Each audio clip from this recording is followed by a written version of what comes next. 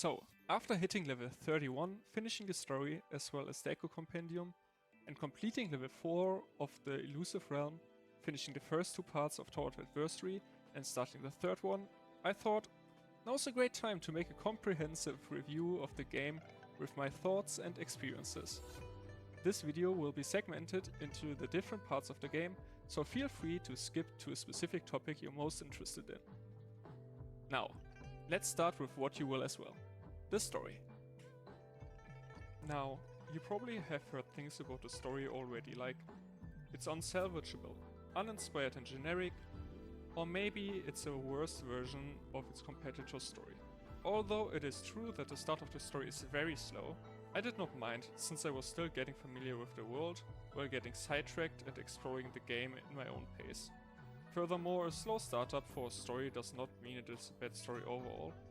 Final Fantasy XIV, a game I have been playing since launch on PS4, also had quite a slow start to its story.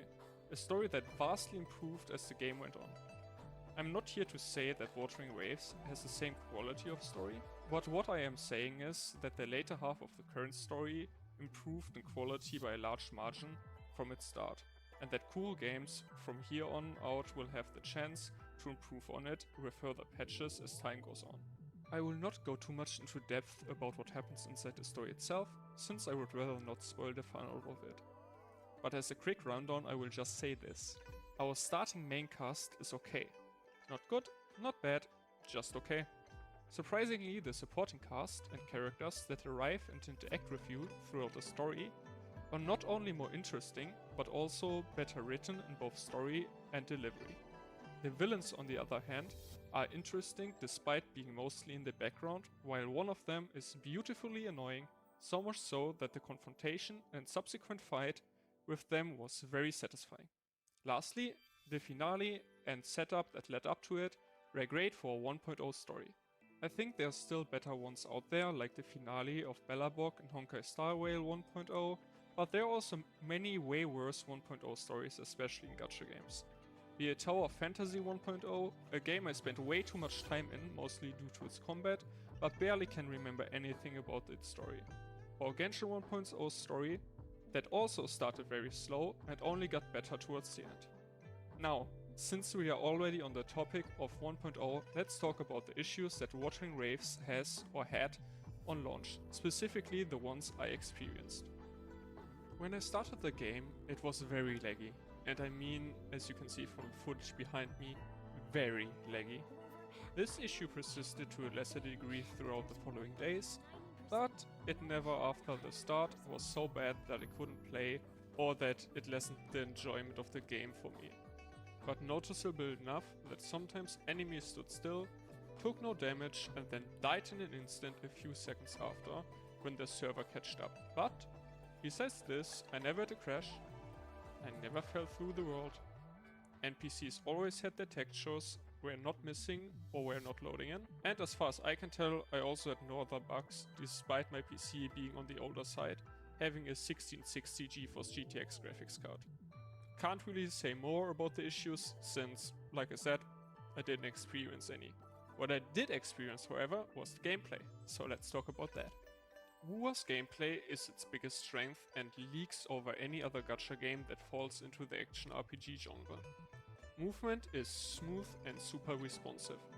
Climbing, or rather running up walls, and just flipping up ledges is a great addition to the system that in other games make me get stuck once the angle of terrain slightly extrudes above my head.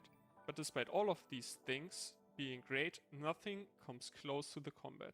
It is fast, snappy, intense and satisfying, which is only elevated by the sounds for parries, dodges and the way that the weapon makes impact with an enemy. The only slight gripe I have is that the camera sometimes feels stiff. I don't know if it's an issue on my end or something multiple people have to deal with. Luckily, it's far and few between and does not lessen the spectacle of this game's combat, having multiple techs that allow you to swap cancel, swap back cancel and animation cancel, on top of summoning your echoes and doing your character's rotation. Now, this sounds like a lot, but at least for the most part you can ignore the advanced tech completely, and just beat it like many people beat Dark Souls, by pressing left click. But maybe even more important is the day-to-day grind, and what you will grind the most are echoes. In this game, echoes take the place of your artifacts, offering not only main and substats, but also an extra ability when equipped in your main slot. This is not the only difference to artifacts you might be used to from other games, however. You acquire them instead of farming an instance domain in the open world, which in turn incentivizes you to explore it while hunting them down. Often, when I felt like focus farming echoes I still needed in a higher rarity, I got completely sidetracked, exploring the world instead after one chest led to a puzzle, that led to a bandit camp, that made me see a crystal solvent, and so on, making me in turn get echoes I might not even had intended to farm at the time, before snapping out of it and returning to hunting the echoes down I set out to hunt at the start. It's a seamless and clever way to make you interact with the beautiful world of the game without it ever feeling like it is forced upon you. Now, a few sentences to the character design.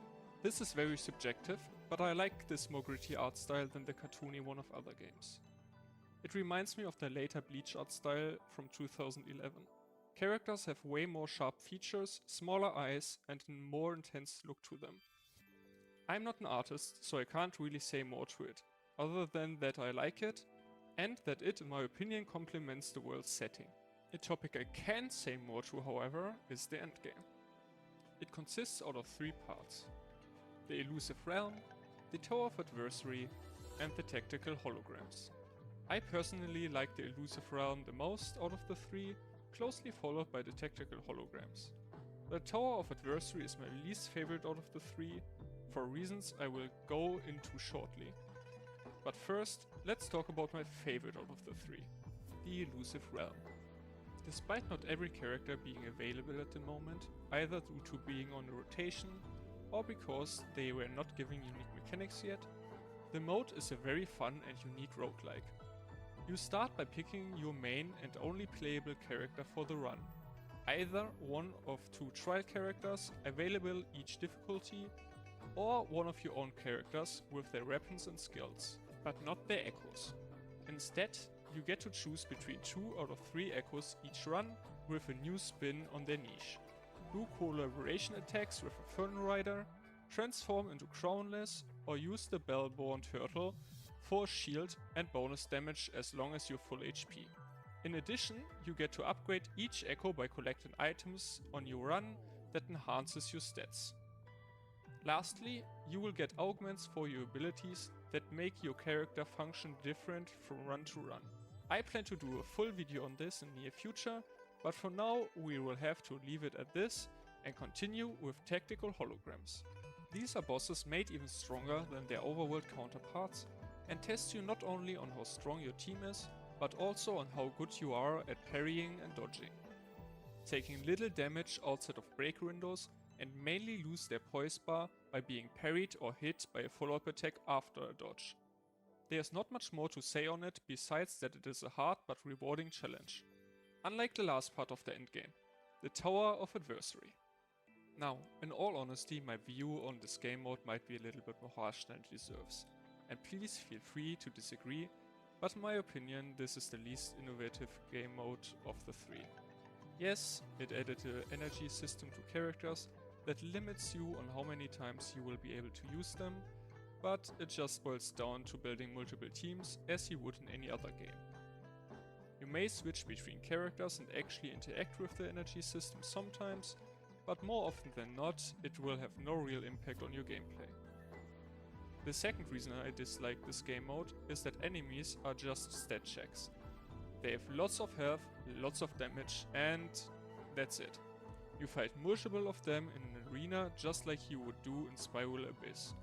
And unlike the tactical holograms, their enemies feel like a chore to fight in this.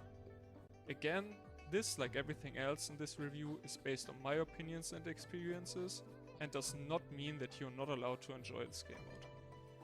I will not play it down. At least right now I love this game, and I enjoy every hour I play.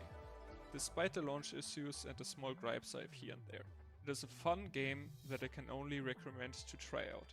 Even more so after seeing how open and apologetic Kuro games have been throughout this rough start. Yes, the game should have not launched with the issues it had, but they worked on it and communicated openly about them. I'm sure the game will get only better from here given its solid foundation. Genshin killer or not, I think that competition breeds innovation and that everyone would benefit from this game's success in the long term. That said, I hope you enjoyed this video. It's my first run, so I hope we may see each other in the next one.